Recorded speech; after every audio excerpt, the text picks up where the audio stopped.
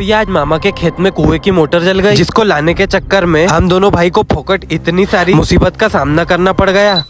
हाँ तो भैया जय श्री महाकाल तुम सभी लोगों को। आज सुबह मैं मस्त आराम से 9 बजे उठा, देखा कि मौसी तो रोटी बना रही है और अपने लिए चाय बनकर तैयार है। और तभी मामा ने बताया कि खेत में कुएं की मोटर जल गई है। तो भैया मैंने मामा से बोला कि हमारे यहाँ तो मोटर खाली रखी हुई है घर पर, और गाँव से पापा दूध गाड़ी में डलवा देंगे मोटर को, और जहाँ तक वो गाड़ी आएगी वहाँ पे मोटर लेने जाना पड़ेगा हमको। तो मैं आ जाता हूँ मेरे मामा के लड़के के साथ में। और आते आते हमने पेट्रोल देखा ही नहीं गाड़ी में कितना था। और फिर वापसी में जब हम आ रहे थे, और भैया अब तो हमारे पास में बीच में एक मोटर भी रखी हुई है। सच में उस टाइम तो मैं वीडियो नहीं बना पाया, लेकिन पूरे 5 किलोमीटर धक्का मारा है हम दोनों भाई ने। और भैया बड़े मुश्किल से खेत तक मोटर को लेकर आए हैं हम। सच में साला अब तो लग रहा है कि किसानी करना ही बेकार है। साल भर में जितनी कमाई नहीं होती हमारे पास में, उतने की तो खाद बीज और दवाई हो जाता है। और फिर अगर ऐसी बार बार मोटर बंद चालू हुई तो ये रिपेयरिंग का खर्चा साला अलग बैठ जाता है ऊपर। लेकिन अब क्या करे, मन मार के तो खेती करना ही पड़ेगा ना। और ये तो बात हर कोई किसान बोलता है जब गुस्से में रहता है। तो भैया मोटर को तो मैंने पहुंचा दिया खेत के कुएं तक, और अभी तक मैंने नहाया नहीं था, तो बढ़िया से टकाटक नहा धोकर निकल जाता हूँ मैं मामा की धन्नो को लेकर मुल्ताई, क्योंकि आज मौसी को मुल्ताई में कुछ काम था। मौसी करती है सिलाई का काम, और कल मशीन में कुछ खराबी हो गई, जिसके कारण सिलाई में मौसी को बहुत प्रॉब्लम हो रही थी। तो भैया सबसे पहले मुल्ताई जाकर मशीन को ठीक करने के लिए दे देते हैं, और फिर बैंक जाकर पासबुक प्रिंट करवा लेते हैं। तो भैया धीरे धीरे एक के बाद एक मौसी बताते गई, और मुल्ताई से अपन ने कर लिए सारे काम को खत्म। फिर मामा की धन्नो को लेकर चले जाते हैं पेट्रोल पंप पर, क्योंकि अब इतने दूर आ ही गए हैं तो सोचा कि क्यों ना गाड़ी में पेट्रोल डलवा ही लेते हैं। तो भैया तुम सभी लोगों ने अगर ब्लॉग को पूरा देख ही लिया है तो एक फॉलो भी कर लो यार, और तुम्हारे भाई को सपोर्ट कर दो।